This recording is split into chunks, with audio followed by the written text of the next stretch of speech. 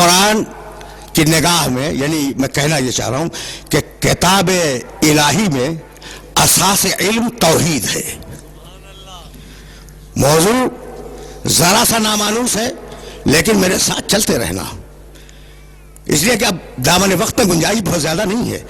اساس علم توحید ہے. اب میں کیسے اپنے سننے والوں کی خدمت میں عرض کروں کہ معصوم کی خدمت میں ایک شخص آیا اور کہنے لگا کہ فرزند رسول یہ سورہ قل هو اللہ احد ہے کیا؟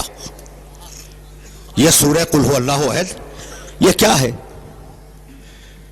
بھائی سنو، معصوم نے کہا سیکونون فی آخر الزمان اقوام متعمقون. آخر زمانے میں جب زمانہ آخر ہو جائے گا تو بڑے متعمق اور گہری سوچ رکھنے والے لوگ پیدا ہوں گے. یہ سورہ اللہ نے ان کے لیے نازل کیا ہے.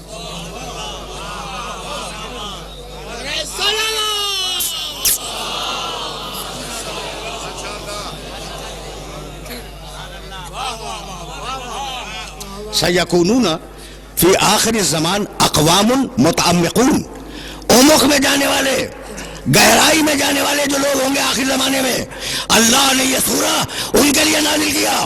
بھائی بہت توجہ رہے. جانتے ہو کہ اس سورہ کا شان نزول کیا ہے؟ یہودی آئے اور یہودیوں نے آنے کے بعد رسول اللہ سے کہا کہ یا رسول اللہ آپ ذرا اپنے اللہ کا شجرہ نسب بیان کریں.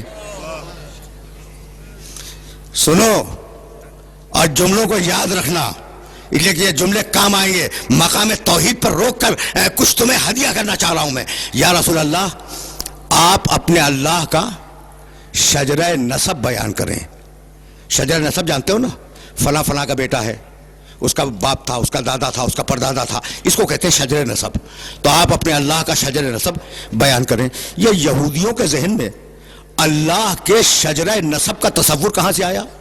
اس لیے کہ یہودی تو خود خدا پرست تھے. بہت تیزی سے گزر رہا ہوں اس لیے کہ وقت بہت زیادہ نہیں ہے. یہودی تو خود توحید پرست تھے.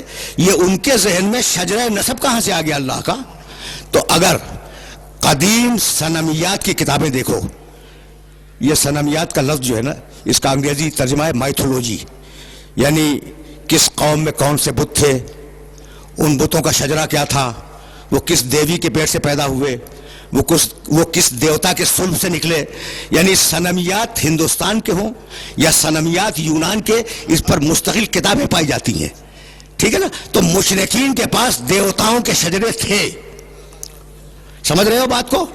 بہت پڑھے لکھے لوگ میرے مخاطب ہیں. مشرکین کے پاس دیوی، یعنی تمہیں ملے گا کہ فلاں دیوتا فلاں دیوی کے پیٹ سے پیدا ہوا تھا، تو شجرے تو تھے نا. تو اب وہ جو پوچھنے آئے کہ آپ کے خدا کا شجرہ نسب کیا ہے، تو وہ اس سوال کرنے نہیں آئے تھے، نبض دیکھنے آئے تھے کہ یہ دین اسلام مشرکوں سے آیا ہے یا اللہ سے.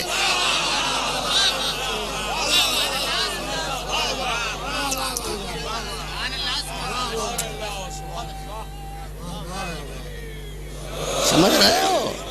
وہ نبض ٹٹولنے آئے تھے کہ پوچھو یا رسول اللہ آپ کے اللہ کا شجرہ نسب کیا ہے. تو اگر انہوں نے شجرہ نسب بتا دیا تو یہ مشرکوں کی ایک نئی شکل ہوگی، اسلام شرک کی ایک نئی شکل ہوگی. اور اگر کچھ اور بتا دیا تو پھر ہم غور کریں گے. تو آپ کے، بھائی توجہ رہے، آپ کے خدا کا شجرہ نسب کیا ہے؟ اب جواب آیا بسم اللہ الرحمن الرحیم، قل هو اللہ احد. کہہ دو کہ وہ اللہ، وہ کون جس کے متعلق سوال کر رہے ہو؟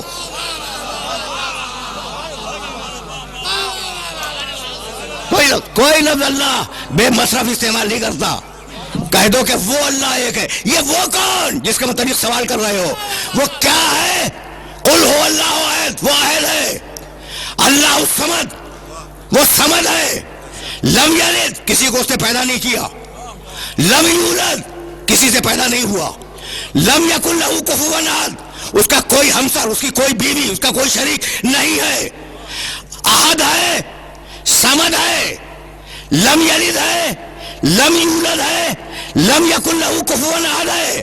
سورہ توحید نے بتا دیا کہ دو کا اقرار کرنا ہے، تین کا انکار کرنا ہے.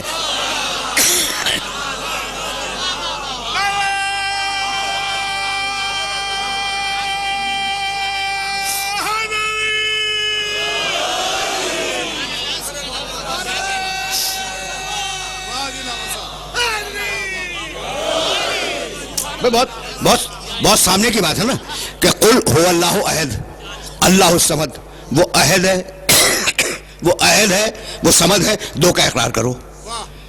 لم یلد انکار کرو، لم یولد انکار کرو، لم یکن لہو کفوا احد انکار کرو.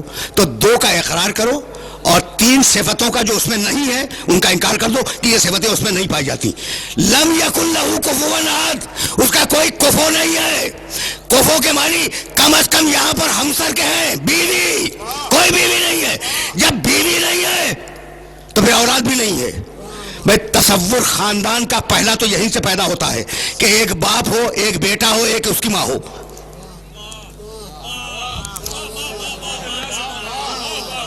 خاندان کا تصور یہیں سے پیدا ہوتا ہے کہ ایک باپ ہو، ایک اس کی بیوی ہو اور پھر ایک بیٹا ہو. تینوں کی نفی کی. بھائی توجہ رہے، لم یکن لہو کفوا احد، بیوی نہیں ہے. جب بیوی نہیں ہے تو بیٹا کہاں سے ہوگا؟ بھائی بہت بہت توجہ رہے، لم یکن لہو کفوا احد، کوئی کفو نہیں ہے. کفو کے معنی ہمسر، کفو کے معنی برابر، کفو کے معنی زوجہ. اگر یہ لفظ ذہن میں آ گیا تو اب مجھے اجازت دو کہ میں اپنے پیغمبر کی ایک روایت سنا کے آگے بڑھ جاؤں. کفوون کے سلسلے میں کفو ہمسر، کفو شریک زندگی، کفو زوجہ، کفو شوہر، دونوں کے لیے کفو کا لفظ ہے. کہنے لگے میرے نبی کہ لولا علی لما فاطمہ تا کفون، اگر علی نہ ہوتا تو فاطمہ کو کوئی کفو نہ ملتا. وہ خدائی میں یکتا، یہ بندگی میں یکتا.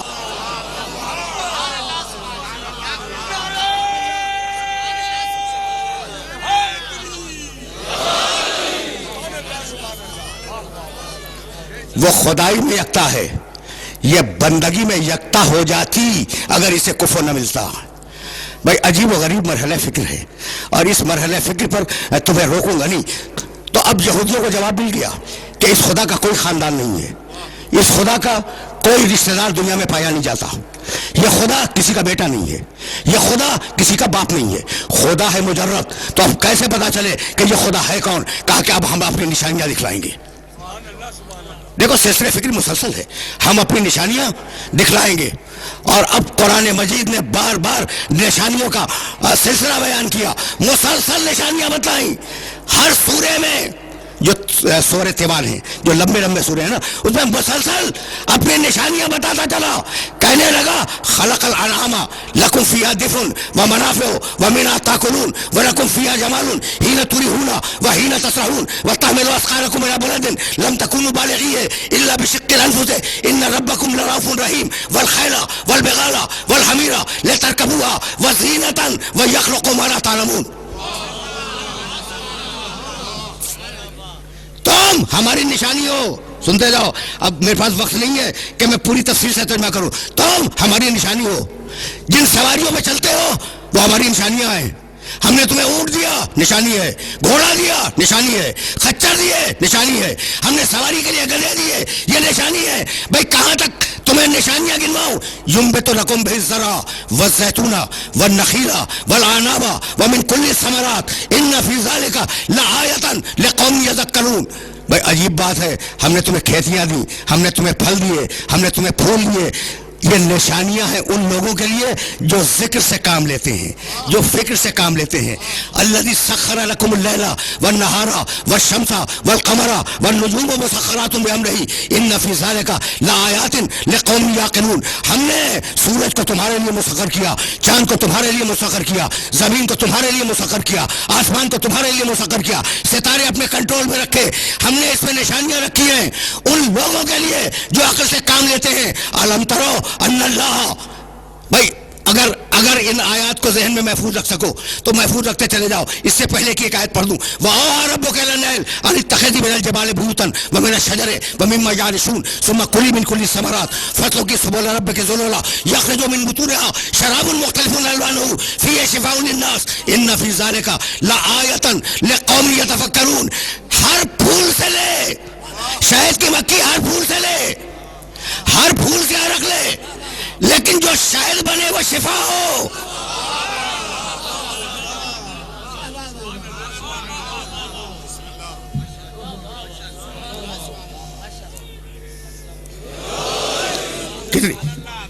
کتنی آیتیں بتلاؤں جہاں اللہ اپنے نشانیوں کی طرف انسانیت کو متوجہ کرتا ہے. ان فی ذالک لآیۃ لقوم یتفکرون. آیتیں ذہن میں محفوظ رکھتے جاؤ گے نا، اس لیے کہ یہ آیتیں تمہیں کبھی کام آ جائیں گی. الم یروا الی الطیر مسخرات فی جو السماء ما یمسکہن الا اللہ ان فی ذالک لآیات لقوم یؤمنون. تم نے یہ غور نہیں کیا کہ فضاؤں میں جو پرندے گھوم رہے ہیں، علم یروا الی الطیر، تم نے پرندوں کو نہیں دیکھا؟ مسخرات فی جو السماء، انہیں یہ رکے ہوئے ہیں آسمان کی فضا میں، یہ رکے ہوئے ہیں. طریقہ تو یہی ہے کہ زمین چیزوں کو کھینچ لیتی ہے. یہ تسبیح میں اب یہ اچھال دوں زمین اسے کھینچ لے گی اور زمین پہ گر پڑے گی. بھئی یہی تو ہے نا کہ زمین میں کشش ہے اور وہ کھینچ لیتی ہے. علم یروا الی الطیر، تم نے پرندوں کو نہیں دیکھا؟ مسخرات فی جو السماء، یہ رکے ہوئے کیسے ہیں فضاؤں میں؟ ما یمسکہن الا اللہ، انہیں کوئی نہیں روک سکتا سوائے اللہ کے. پہنچ رہے ہیں یہ میسج پہنچ رہے ہیں. ما یمسکہن الا اللہ ان فی ذالک لآیات لقوم یؤمنون. ہم نے ان پرندوں کے رکنے میں نشانی رکھی ہے صاحبان ایمان کے لیے. اب تک جو میں آیتیں پڑھ رہا تھا، نشانیاں ہیں صاحبان عقل کے لیے، نشانیاں ہیں صاحبان فکر کے لیے، نشانیاں ہیں صاحبان ذکر کے لیے، نشانیاں ان لوگوں کے لیے جو تدبر سے کام لیتے ہیں. یہ واحد مقام ہے جہاں کہتا ہے نشانیاں ہیں مومنین کے لیے. بھئی کیا نشانی ہے؟ کیا نشانی ہے؟ فضا میں رک جانے پر مومن کے لیے نشانی ہے. مومن کے لیے نشانی ہے کہ پرندے فضاؤں میں رک نہیں سکتے اگر اللہ انہیں نہ روکے. بھائی مومن کے لیے نشانی ہے کہ اگر مومن ہے تو اس کے ذہن میں فوراً خیال آئے گا کہ خیبر کے میدان میں میرا علی فضا میں کیسے رک گیا تھا.